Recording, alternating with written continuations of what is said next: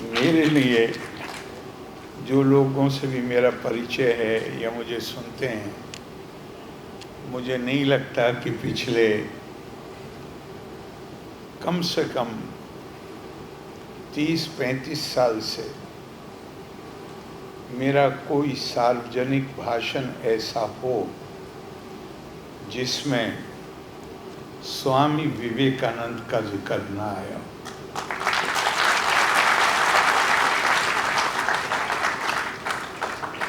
उन्नीस 1980 में जनवरी में,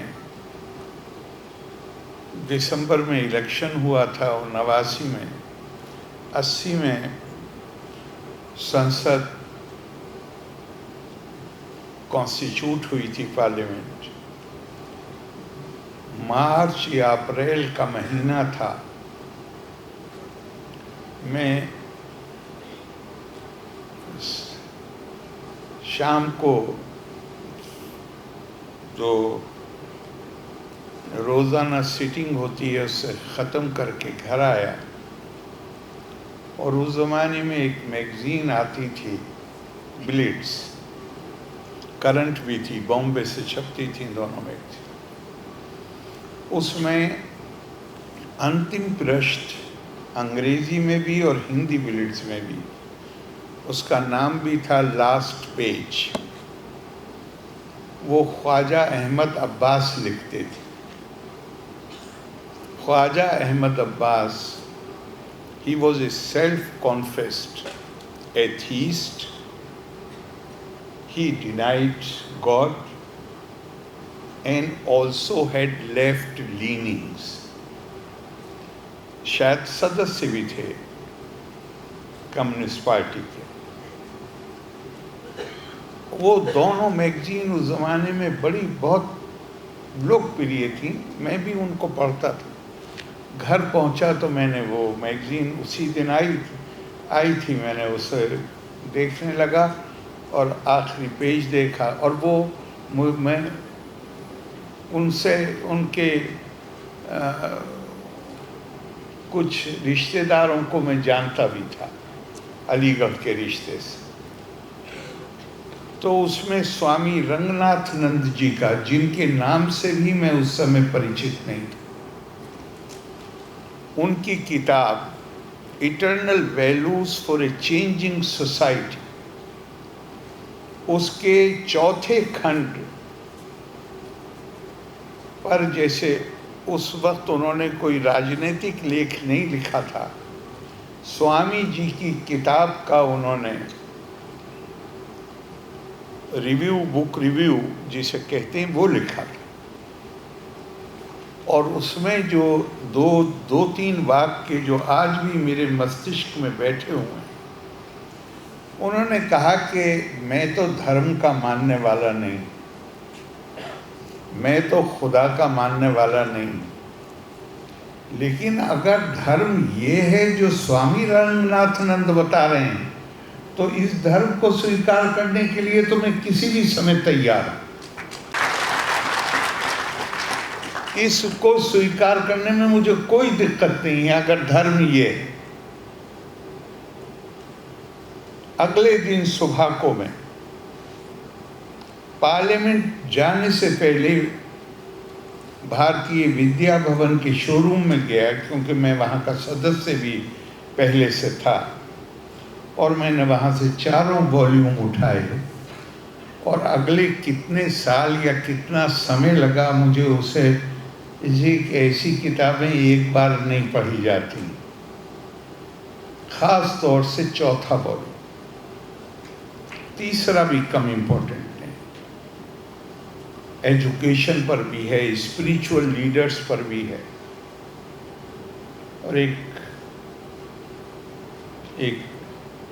अंग्रेज विद्वान ने कहा है, if you don't like reading, you don't want to read the book second time, then the first instance the book was not worth reading.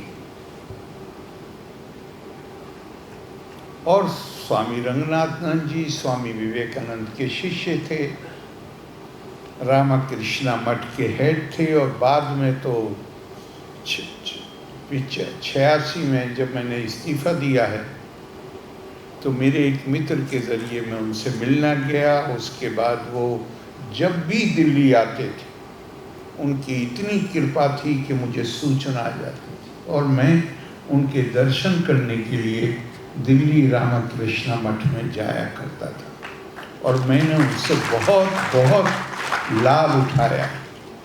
अब उनकी किताब में कोई पेज मुश्किल से ऐसा होगा जहाँ उन्होंने स्वामी विवेकानंद का कोई ना कोई उदाहरण न दिया हो। वहाँ से मेरी रुचि शुरू हुई और फिर मैंने इत्तेफाक से उन्हीं दिनों में बाहर गया था तो एक रामकृष्ण मिशन, उस ज़माने में भारत में वो पुस्तक नहीं थी, यहाँ अवेलेबल नहीं थी, वेदांता वॉइस ऑफ फ्रीडम। तो मैं बाहर मुझे किताबों की दुकान में जाने का शौक़ है। मैं वहाँ गया, मैंने वो किताब देखी, मैं उसकी पेटी लाया और उसके बाद से मुझे किसी को कोई किताब अगर तोहफ़ा देनी होती है तो मैं वेदांता वॉइस ऑफ फ्रीडम ही देता हूँ। केरला में भी और यहाँ मेरे ऊपर ये प्रभाव था और मैं ये जानता हूँ स्वामी विवेकानंद हमारे लिए क्यों महत्वपूर्ण। एक लंबे समय की गुलामी ने, पराधीनता ने हमारे अंदर एक इन्फेरिटी कॉम्प्लेक्स, एहसास कमतर, हमारे अंदर ही कोई कमी है, हमारे दर्शन में कोई कमी है, हमारी संस्कृति में कोई कमी है और दूसरी चीज़ों को अपनाने में गर्व की अनुभूति होती थी। अरे बिल्कुल आदमी अंग्रेज लगता है। उसी तरह वो तो बिल्कुल खाने में भी, चलने में भी, बात करने में हम कम हैं और दूसरे ज़्यादा। स्वामी विवेकानंद का कोई सबसे बड़ा काम जो उन्होंने किया है, मैं अकेले दर्शन की बात नहीं कर रहा, कि हम जिस मानसिक पतन में गिरे हुए थे, दोबारा से उन्होंने हमारे अंदर आत्मविश्वास पैदा किया, आत्मसम्मान पैदा किया भारतीय के नाते। और जिस तरह उन्होंने व्याख्या की, देखिए हमारे यहाँ आदि शंकर से लेके स्वामी विवेकानंद, किसी ने ये दावा नहीं किया कि ये विचार मूलतः मेरे हैं, लेकिन उनकी मौलिकता ये है कि उन्होंने हजारों साल पहले दिए हुए आदर्श मूल्यों, उस शिक्षा को बदलते हुए परिवेश में उसको नए सिरे से व्याख्या की। जो मैं तो 1000 साल पहले का दिमाग मेरा नहीं होगा, मैंने दूसरी दुनिया को देखा है। उन्होंने इस तरह व्याख्या की कि मेरे दिमाग में वो आदर्श और मूल्य, उसका महत्व मेरे दिमाग में बैठ जाए। आप गौर करिएगा, पूरी दुनिया में, और उसका असर हमारे ऊपर भी पड़ा है।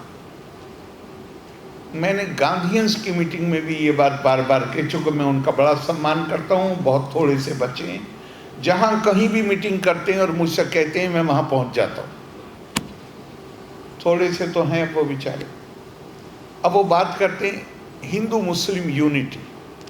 मैंने कहा भैया, ये आप बुजुर्ग हैं, आप बहुत बेहतर समझते हैं, लेकिन अंग्रेज़ों ने उस ज़माने में उन्होंने हर चीज़ को ये पंथों के सांचे में बांटा हुआ था। महात्मा गांधी के पास कोई चारा नहीं था, वो उनका नाम लेके यूनिटी। मैंने कहा भारत का दर्शन तो सार्वभौमिक है।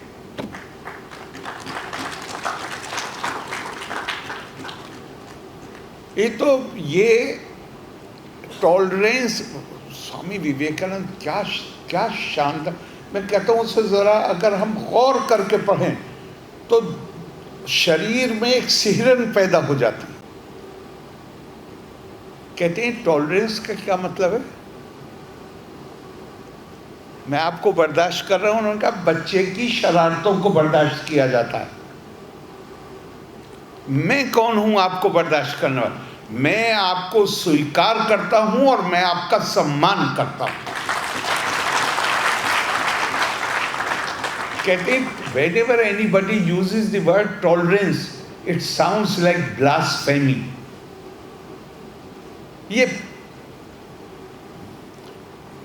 फिर जिसने बनाया है हमें, संस्कृत में ब्लास्फेमी के लिए कोई शब्द है नहीं, लेकिन हमने बना लिया है, तो उसको मैं अपने उसमें कह रहा हूँ कि ये तो बनाने वाले का अपमान है। आप कुम्हार ने बर्तन बनाए, आप बर्तन में खराबी निकाल रहे हैं तो आप कुम्हार में खराबी निकाल रहे हैं। स्वामी विवेकानंद कहते हैं आप जिस हालत में हो वैसे ही मुझे स्वीकार है, वैसे ही मैं आपका सम्मान करता हूं, आपकी जो भी मान्यता हो। और क्या क्या खूबसूरत 2 लाइनें पढ़ी हैं उन्होंने शिकागो में। रुचि नाम वैचित्रिया दिर्जु कुटिल नानापज्जुषा निर्णामेको गम्यस्त्वमसि पैसा मर्णव इफ। फिर वो और कहते हैं, उससे पहले कहते हैं मैं उस देश से आता हूं जहां 35 करोड़ लोग अपनी दिनचर्या इस प्रार्थना के साथ सुबह को शुरू करते हैं। फिर वो जैसे विभिन्न नदियां, नाले, दूसरी वाटर बॉडीज अपने अपने स्रोतों से निकलकर सीधे टेढ़े रास्ते लेते हुए अंत में जाके समुद्र में लीन हो जाते हैं। फिर वो हम मनुष्य भी उसी प्रकार अपनी अपनी प्रवृत्ति के अनुसार विभिन्न रास्ते लेते हुए अंत में तुझ में ही लीन हो जाते हैं। हरि अनंत है, ये हर संस्कृति मानती है। भारतीय संस्कृति ने उसमें एक नया आयाम दे दिया, हरि अनंत, हरि कथा अनंता। वो केवल अनंत नहीं है, उस तक पहुंचने के, उसकी तारीफ करने के भी अनंत रास्ते हैं, उस तक पहुंचने के भी अनंत रास्ते हैं। आकाशात पतितम तोयम यथा गच्छति सागरम सर्वदेवा नमस्कारा केशवम प्रीति गच्छति। जिस तरह आसमान से गिरने वाली हर बूंद समुद्र की तरफ भागती है, इसी तरह उसका कोई नाम ले लो, वो आखिर में उस एक को पहुंचता है। और सब मुझे अधिकार ही नहीं, ये सार आप गौर कीजिए, पूरी दुनिया में संस्कृतियां कैसे परिभाषित होती थी? परिभाषित होती थी मेरा गोरा रंग है, जिनका गोरा रंग नहीं उनसे मैं श्रेष्ठ हूं। और यहीं नहीं रुकते,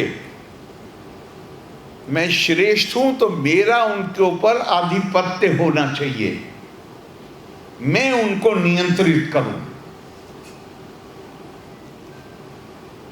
मैं ये भाषा बोलता हूं, जो ये भाषा नहीं बोलते वो मुझसे निम्न है। मेरी सरकार उनके ऊपर होनी चाहिए। मैं इस तरीके से अपनी उपासना अर्चना करता हूं, इबादत करता हूं। मैं इस महापुरुष को मानता हूं, उसके माध्यम से जो संदेश मिला उसे मानता हूं। जो मेरे तरीके से इबादत नहीं करते, जो उस महापुरुष को नहीं मानते जिसको मैं मानता हूं, वो चाहे जितने अच्छे काम कर लें, जन्नत में नहीं जाएंगे, वो स्वर्ग में नहीं जाएंगे, उनको मुक्ति नहीं मिलेगी। सिर्फ मेरा रास्ता मुक्ति का रास्ता है। ये और शायद अतिशोक्ति मत समझिएगा, लेकिन शायद 1893 में स्वामी विवेकानंद के भाषण के बाद, और उन्होंने सिर्फ उस दिन नहीं भाषण दिया, उसके बाद भी समय बिताया, पश्चिम में एक नई जागृति आनी शुरू हुई, जिसकी परिणति और उसको तेजी दी महायुद्धों का में जो बहुत ही खून खराबा हुआ।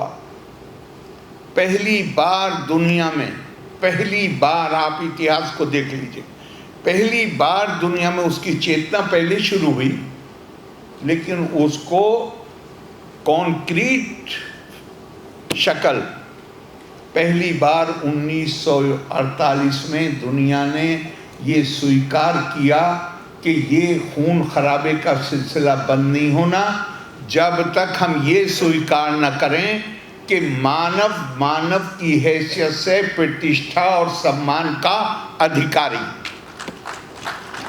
और उससे हमारे कॉन्स्टिट्यूशन में भी डिग्निटी ऑफ मैनकाइंड की बात दुनिया के हर कॉन्स्टिट्यूशन में आज है। सभी देशों ने डिक्लेरेशन ऑफ ह्यूमन राइट्स, उस उद्घोषणा पे दस्तखत किए हैं जो मानव अधिकारों से संबंधित है, और ये माना है कि मानव चाहे काला हो, गोरा हो, स्त्री हो, पुरुष हो, कोई भी हो, चाहे जो भाषा बोलता हो, चाहे जो उसकी उपासना पद्धति हो, वो प्रतिष्ठा का अधिकारी है।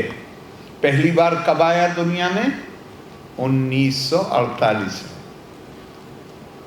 भारत ने क्या कल्पना दी दुनिया को हजारों साल पहले? 1848 में नहीं।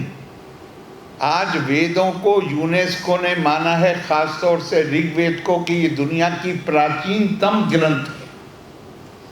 वहाँ क्या उद्घोषणा हुई? यहाँ मानव प्रतिष्ठा की उद्घोषणा हुई है 1948 में, और 5000 साल से पहले मानव की दिव्यता की घोषणा वेदों में हुई। अब मानव की दिव्यता ज्यादा व्यापक कल्पना है या मानव की प्रतिष्ठा ज्यादा व्यापक है, आप खुद फैसला करें। मुझे गर्व होता है अपनी संस्कृति पर, लेकिन शर्म आती है अपनी भूमिका पर। हमने अगर उन आदर्शों को और सिद्धांतों को और मूल्यों को जिया होता तो किसी को जरूरत नहीं पड़ती 1948 में मानव अधिकारों की घोषणा। अरे मैं तो दिव्य मानता हूं मेरे सामने जो बैठा हुआ है। मैं तो कह रहा हूं देहो देवालया प्रोक्तो जीवो देवा सदा शिवा। मैं जिसको परमात्मा का निवास मान रहा हूं, जिस देह को, मैं उसके पैर पे पैर रखूंगा कभी? स्वामी विवेकानंद का कारनामा ये, और निश्चित तौर पे उसमें हम परमहंस श्री रामकृष्ण, उनकी सीख, उनका कारनामा ये है कि उन्होंने इस सिद्धांत से पूरी दुनिया को परिचित करा दिया। एक चीज होती है विचार। विचार मूल्यवान बनता है जब वो आचार में उतरता है, और जिसके आचार में उतर गया उसको प्रचार करने का अधिकार होता है। स्वामी विवेकानंद, मैं नहीं कहता क्या बहुत जगह बहनों भाइयों, सिस्टर्स ब्रदर्स, खवातीनों हजरात, लेकिन स्वामी विवेकानंद दो शब्द बोलते हैं, sisters and brothers of America, और वो पूरा ऑडियंस वहां मंत्र मुग्ध हो जाता है। स्टैंडिंग ओवेशन, अभी कोई बात कही नहीं, केवल कहा बहनों और भाइयों, और पूरा स्टैंडिंग ओवेशन। ये कैसे संभव? इसलिए कि वो जीवा से नहीं बोल रहे थे, दिल से बोल रहे थे। उनके आचार उनके विचार बन गए, उनके विचार उनका आचार बन गए थे। पहले दिन गुरु द्रोणाचार्य ने कोई और शिक्षा नहीं दी पांडव राजकुमारों को, कौरवों को। का सत्यम वद धर्मम चर। शाम को पूछा कि जरा सुनाओ, सबने सुना दिया जिसे हम धर्मराज कहते हैं। उसने कहा मुझे याद नहीं हुआ। डांट खाई, रोजाना डांट खाई, और जीवन के अंत में जाके कहा कि गुरु ने जो पाठ पहले दिन पढ़ाया था उसको याद करने में जीवन लग गया। क्यों लग गया जीवन? दो शब्द याद नहीं कर सकते थे क्या? जीवन उनके नजदीक याद करने का मतलब था कि उसको अपने जीवन में उतारना। तो ये आज की तारीख दुनिया को परिचित स्वामी विवेकानंद ने कराया ना, ये तो सब मानते हैं। अभी थोड़े से दिन पहले की बात, शायद 1 महीना भी नहीं हुआ है, अंग्रेज चले गए यहाँ से 1947। लेकिन ये मानने की गलती मत करिएगा कि जो लोग दूसरों को गुलाम बना के, शारीरिक तौर पे न सही मानसिक तौर पर गुलाम बना के रखना चाहते हैं, दूसरों को अपने हितों के लिए इस्तेमाल करना चाहते हैं, पहले वो फौज लेके आते थे, अब वो ताकत के दूसरे माध्यम इस्तेमाल करते हैं। वो मानसिकता दुनिया से खत्म नहीं हुई। हम आपके ऊपर 25% टैरिफ लगाएंगे, हम आपके ऊपर 50% टैरिफ लगाएंगे। क्या कमाल का काम किया है भारत ने, हमारे प्रधानमंत्री ने। ऐसे किया जैसे हमने सुना ही नहीं कि क्या किया है, कोई प्रतिक्रिया ही। और किसी भी शक्ति संपन्न व्यक्ति हो या समाज हो, उनके लिए इससे ज्यादा अपमानजनक बात नहीं हो सकती कि वो कुछ कहें और दूसरा आदमी दूसरी तरफ मुंह कर ले कहे मैंने सुना ही नहीं। No great humiliation.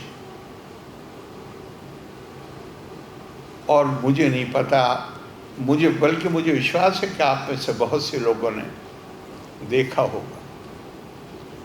What a blessing in disguise। क्या ऐसे लगता है कि जो हमारे यहाँ जो क्रांति आज़ादी आई, बहुत सालों तक हमने खुद ही अपनी ग्रोथ पे पाबंदी लगाई हुई थी। हालात थे, मैं आलोचना बिल्कुल नहीं कर रहा हूँ, हालात थे उस समय के। लेकिन फिर गति आनी शुरू हुई और पिछले 10 सालों में तो वो गति बहुत बढ़ गई। मेरा मानना है कि ये जिस गति से हम काम कर रहे हैं पिछले 10 साल से, अगर इससे दुगनी गति से भी काम करते तो अभी 10 साल से कम नहीं लगते दुनिया को रिकॉग्नाइज करने में कि भारत की क्षमता क्या है। 10 साल से ज़्यादा लगते भी। ट्रंप की मेहरबानी से अभी दुनिया ने रिकॉग्नाइज कर लिया कि भारत की क्षमता क्या है। बहुत धन्यवाद ट्रंप साहब। आप ओबामा प्रेसिडेंट जो रहे हैं उनकी तकरीर सुनिए जरा। मैंने जिस दिन उनकी तकरीर, और अब तक वो 3 बार बोल चुके, मैंने कई दफा उनका भाषण सुना। जैक मा, चाइनीज बिजनेसमैन, जिसकी प्रतिष्ठा बिजनेसमैन से ज्यादा पब्लिक इंटेलेक्चुअल की है, Christiane Amanpour, David Attenborough, Jeffrey सैक्स, लीडिंग इकोनॉमिस्ट ऑफ अमेरिका। मुझे नाम भी और याद नहीं रहे, मतलब बाद में तो मैं देख रहा हूँ 4-5 दिन में कि एक के बाद एक बोल रहे हैं और क्या खूबसूरत बातें कह रहे हैं। वो कह रहे हैं, अब ओबामा मैंने मिसाल के तौर पर जो मुझे बड़ा अच्छा लगा, उसने कहा भारत अपने इतिहास में ऐसी विषम परिस्थितियों से गुजरा है और उनके अंदर जो एडेप्टेबिलिटी और रेजिलियंस की ताकत पैदा हो गई है, उसका बाहर किसी को अंदाजा नहीं। सोचो भी मत कि आप भारत को अपनी स्वतंत्र नीतियों को बदलने के लिए मजबूर कर सकते हो। जैक मा ने तो कमाल कर दिया। मुझे लगता है उसने जरूर स्वामी विवेकानंद को पढ़ा है। वो कहता है सोचो भी मत कि तुम भारत को दबा सकते हो। तुम्हारे सारे दृष्टिकोण भौतिकता से परिभाषित होते हैं। भारत की भौतिकता भी आध्यात्मिकता से परिभाषित होती है।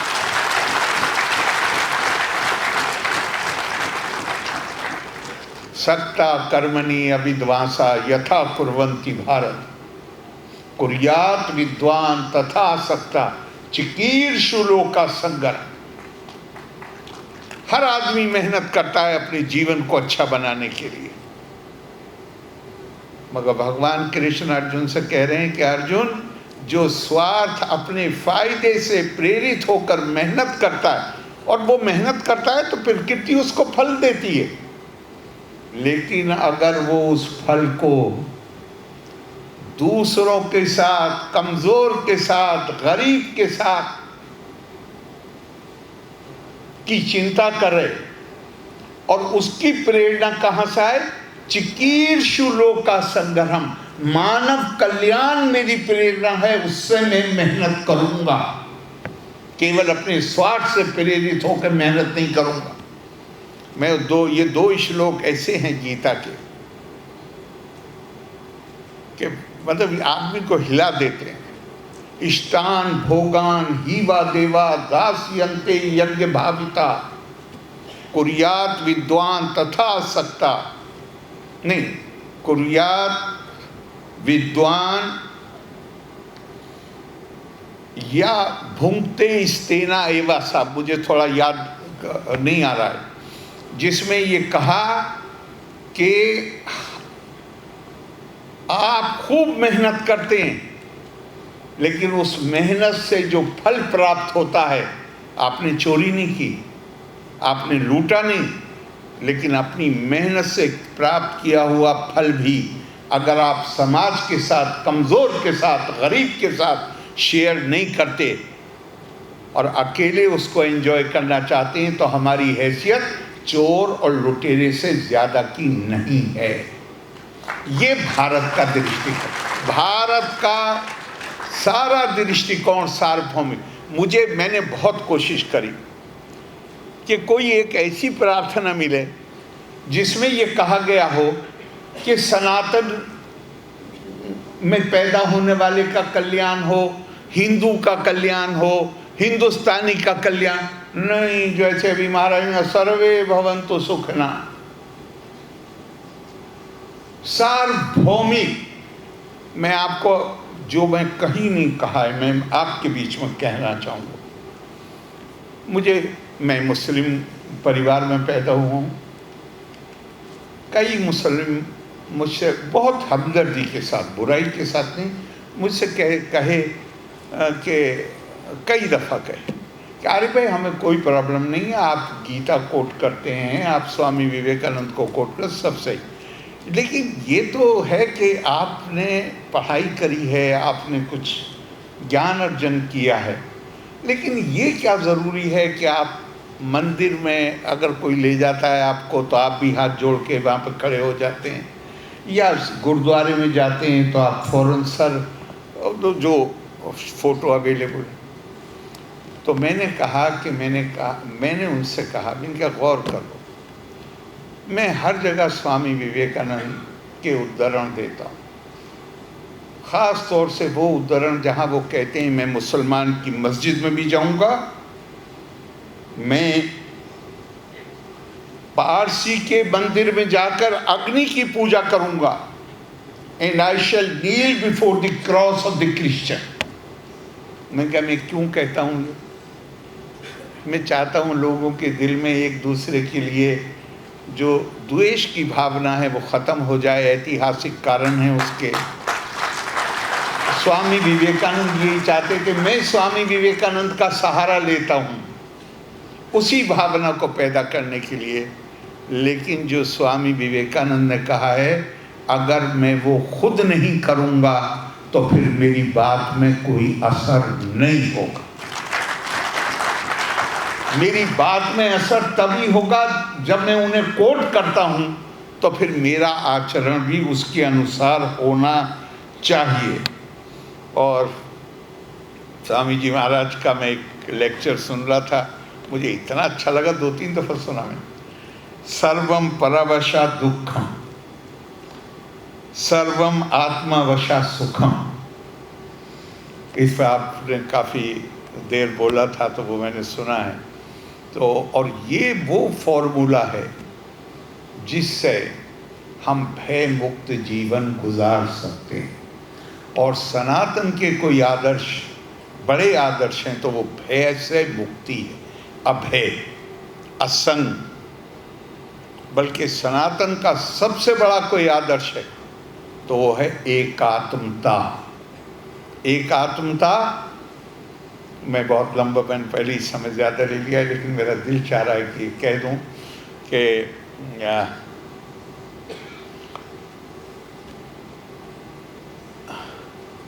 भाई शंकर, आदि शंकर ने 4 मठ कायम किए। देखिए, बिल्डिंगों से ना चेतना पैदा होती है, ना एकता पैदा होती है। हम कहते हैं उन्होंने 4 मठ बना दिए। अरे उनका कारनामा यह है कि उन्होंने 4 महाभाग के लेके चारों मठों को दे दिए। अहम ब्रह्मास्मि तत्त्वमसि, अयम आत्मा ब्रह्मा प्रज्ञानम ब्रह्मा। अब इस सबका क्या मतलब है? एक ही मतलब है, और वो है कि मानव की दिव्यता की ओर ये महाभाग के इंगित करते हैं। और उसको भी किस हद तक ले गए? आदि शंकर से किसी ने पूछा कि मोक्ष का अधिकारी कौन है, तो वो नहीं जो हमारे बहुत सारी कुरीतियां आई हैं हमारे अंदर, उनका पुरुष मात्र संबंधी भी, whoever has the human element in her or him is entitled to मुक्ति। और फिर उन्होंने कहा कि श्लोकार्धेना प्रवक्ष्यामि यथा बद्धा ग्रंथा कोटिशा, ब्रह्म सत्यम जगत मिथ्या जीवो ब्रह्मेवा ना परा। जो सत्य किताबों में, हजारों किताबों में बिखरा हुआ है, मैं तुम्हें आधे श्लोक में बताता हूँ, यानी 1 लाइन। सत्य है, जगत को असत्य नहीं कहा, मिथ्या कहा है, मिथ्या अलग है, झूठ नहीं कहा। और जीव और ब्रह्मा अलग नहीं है, एक ही। यानी आपके अंदर, हमारे अंदर, हर किसी के अंदर ये क्षमता है, ये संभावना है कि हम उस जगह पहुंच सकें। मनोर्भव जनिया दैवीयम जना। जितनी ज़्यादा इंसानियत होगी, मानवता होगी, उतनी आपकी क्षमता बढ़ जाएगी दिव्यता को पैदा करने की। और दूसरी जगह क्या बात के, एताव उपाधि पराजीवा योत्सयो सम्यक निराशे न परो न जीवा। नरेंद्र राज्यम नरेंद्र रस्य भटस्य खेटका इस तयोर पोहे भटो न राजा। कहा कि चले जाइए राजभवन, गवर्नर का टाइटल हटा दीजिए और दरवाजे पे जो गेटमैन खड़ा है उसका हटा दीजिए, और दोनों को एक जैसे कपड़े पहना दीजिए, और फिर बुला कर पूछिए कौन गवर्नर है और कौन गेटमैन है। ये सब मामला उपाधि का है, परिधान का। हम सब आत्मा के बंधन से बंधे हुए हैं।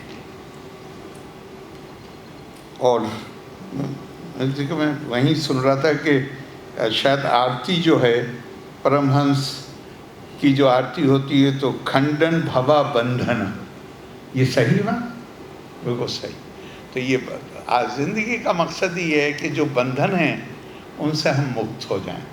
मुक्त हो जाएं तो शांतिपूर्वक जीवन जीता सकते हैं। आपने इतनी देर में बहुत देर एक वो रह गया, वो मैं बताना चाहता हूँ। किसको हक है? बात करने का। स्वामी विवेकानंद शिकागो जा रहे थे, माँ शारदा से आशीर्वाद देने पहुंचे। माँ बैठी हुई थी, सामने उनके कुछ सब्जियों की टोकरी रखी थी। तो उनके बैठने से भी पहले कहती हैं, नरेंद्र जरा किचन में चले जाओ और चाकू उठा लाओ। मैं आपको कहता हूँ बड़ी छोटी सी कहानी है, लेकिन क्या इसके अंदर, क्या पाठ है इसके अंदर। वो चाकू उठा के लाई, जैसे वो सब्जी काटेंगी, और उन्होंने जहाँ लोहे का हिस्सा होता है वो अपने हाथ में पकड़ा, और हैंडल जो है वो माँ शारदा के हाथ में दिया। तो माँ ने कहा, मुझे सब्जी नहीं काटनी, तुम बाहर जा रहे हो धर्म के प्रचार के लिए, मैं ये देखना चाहती थी कि तुम योग्य हो गए हो या नहीं। अगर तुम लोहे का टुकड़ा मेरी तरफ बढ़ाते तो तुम्हारी योग्यता में कमी थी। तुमने जो हिस्सा नुकसान पहुंचा सकता है उसे अपने हाथ में लिया, और लकड़ी का हिस्सा मेरे हाथ में दिया। अब मुझे इत्मीनान है कि तुम ये काम, प्रचार का काम तुम कर सकते हो। हम इससे अगर सबक ले सकें तो मैं मानता हूँ हमारा जीवन सुधर जाएगा। लोका समस्ता सुखिनो भवन्तु। धन्यवाद। जय हिंद।